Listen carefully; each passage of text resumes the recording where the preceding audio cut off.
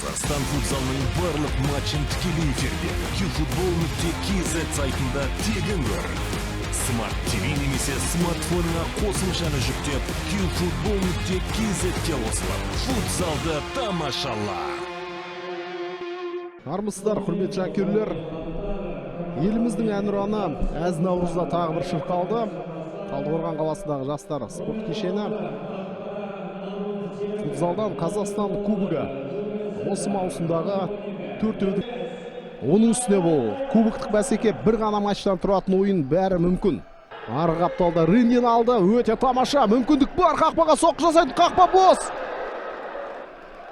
Леандриньо әдемі пас шығарып беріп отыр. Жоғалтып алған сияқты Азат.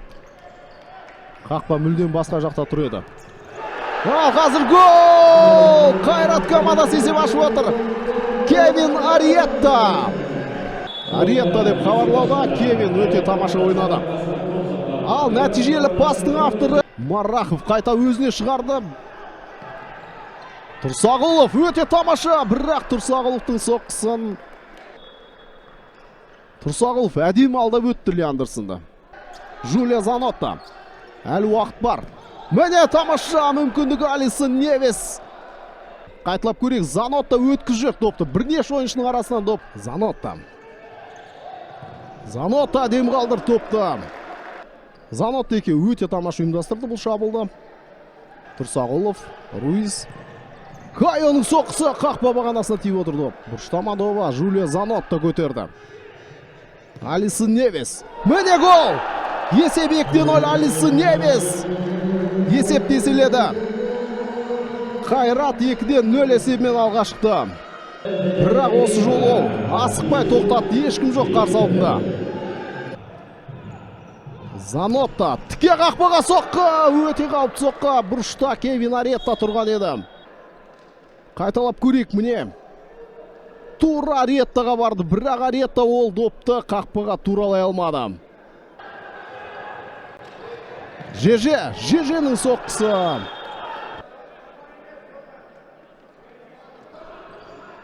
Занотта көтерді. Қақпаға соққы тағды Ариетта. Осы жолда тамаша соққы жасады. Ариетта. Міне тағы бір соққы. Пен аяқты. Не деген реакция қараңыздар. Бірінен бір асып тұр. Соққы да сейфта. Аяқтың шабуыл жалғасады. Жақсы пас. Маринкович пен осы жолы Маринкович жақсы істепті ғой. Леандерсон, Рындин. Қақпаға соққы, бірақ Антонда. Алғарай пас, қақпаға соққы жасай алама. Алисон Невес болды. Алисон Невес дубль жасап отыр матчта және ойынның нүктесін. Тура Семей сияқты 3 доп айырмасымен жеңуі мүмкін бұл матчта.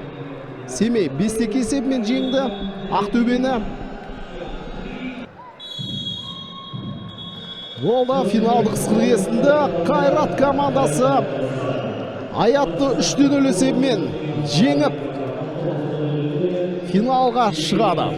Финалда Қайраттың қарсыласы Қазақстан футзалының барлық матчын тікелей эфирде qfutbol.kz сайтында тегін көр. Smart TV немесе смартфонына қосымшаны жүктеп qfutbol.kz-те қосылып, футзалды тамашала.